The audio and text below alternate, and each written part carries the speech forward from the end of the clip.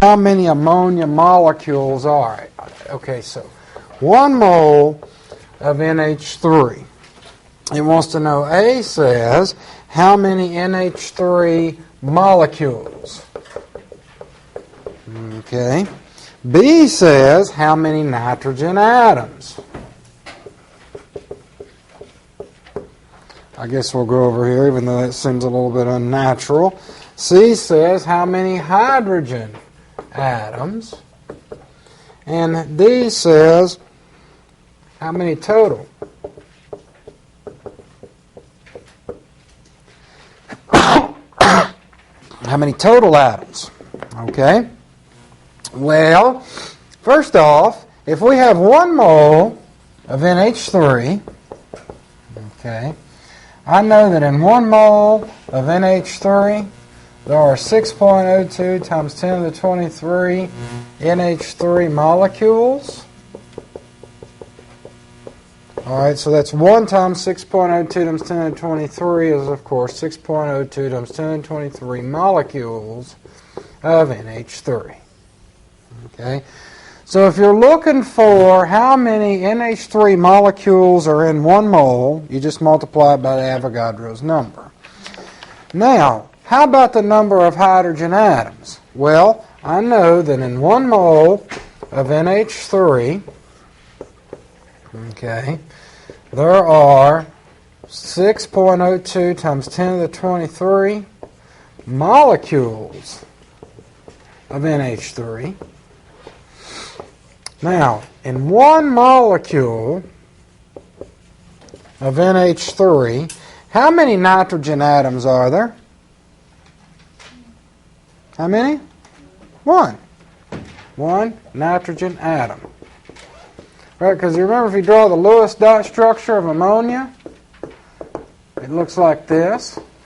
So this right here is called a molecule, right? Because it has covalent bonds and all of that type thing.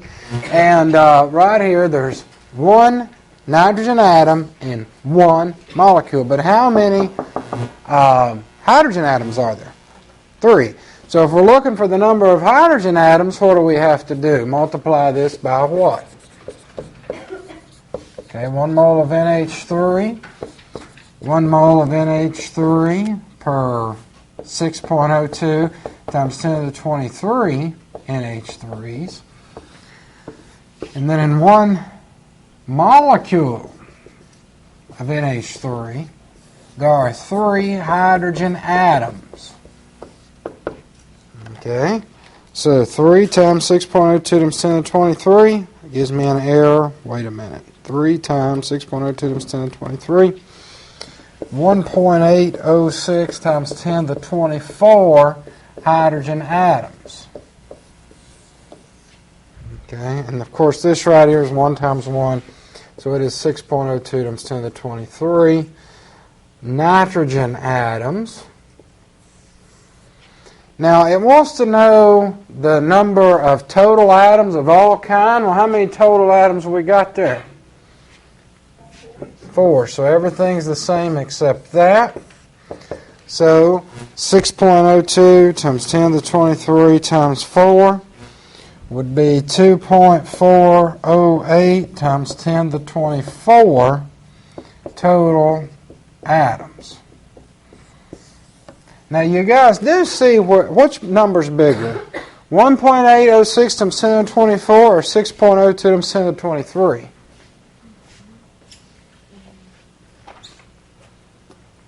Which atom's bigger? I mean, which number's bigger? 2.408.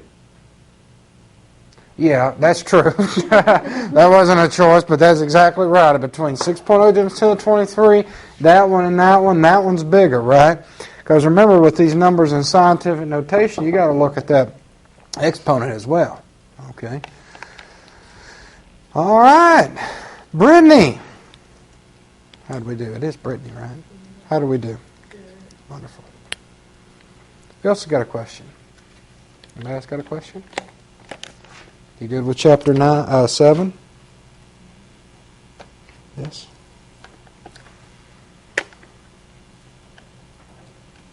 Wonderful. Well, why don't we start Chapter 8 then? What do you think? You going to start Chapter 8? Where should we be on the syllabus anyway? Chapter 9? Well, should we really be in Chapter 9? Wow. Okay, well we ain't. All right, so we'll do Chapter 8 today.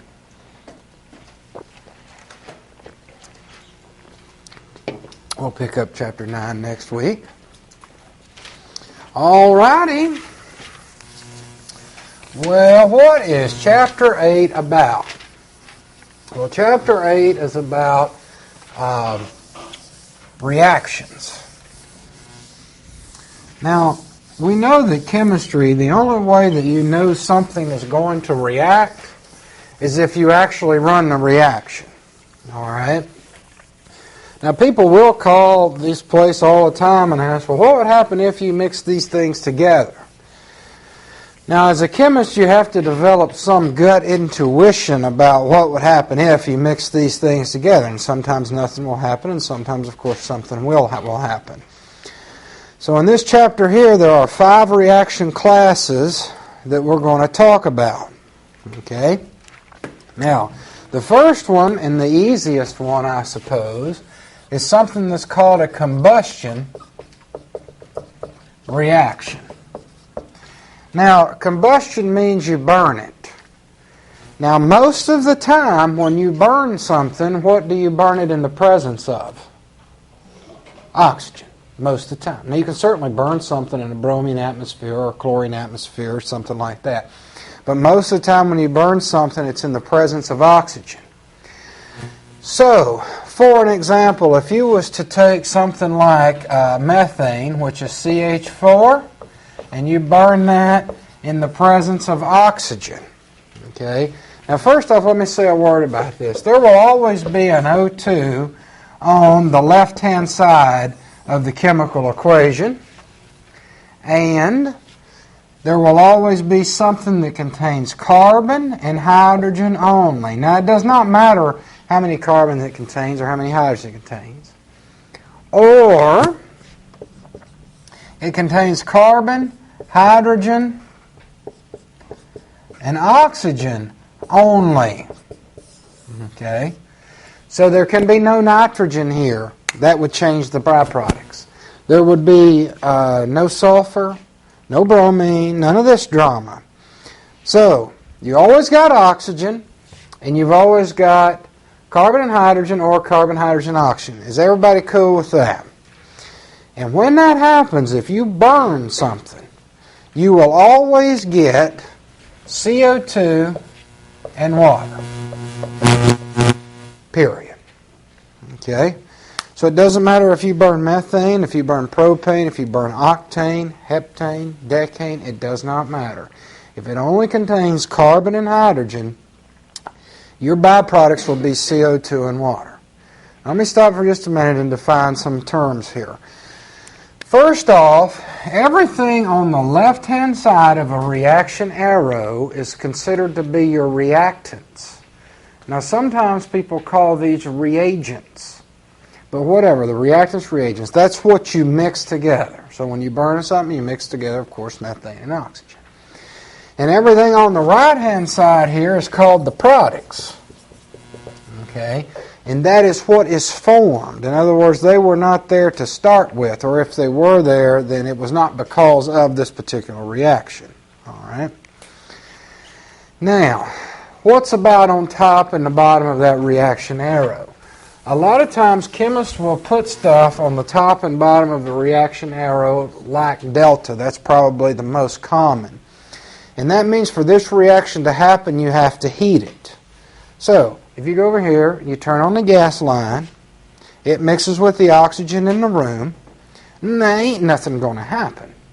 You have to do what to it? You have to put heat to it to get the reaction to go.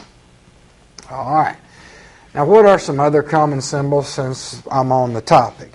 Well, another one is something that's called H nu, and that stands for light.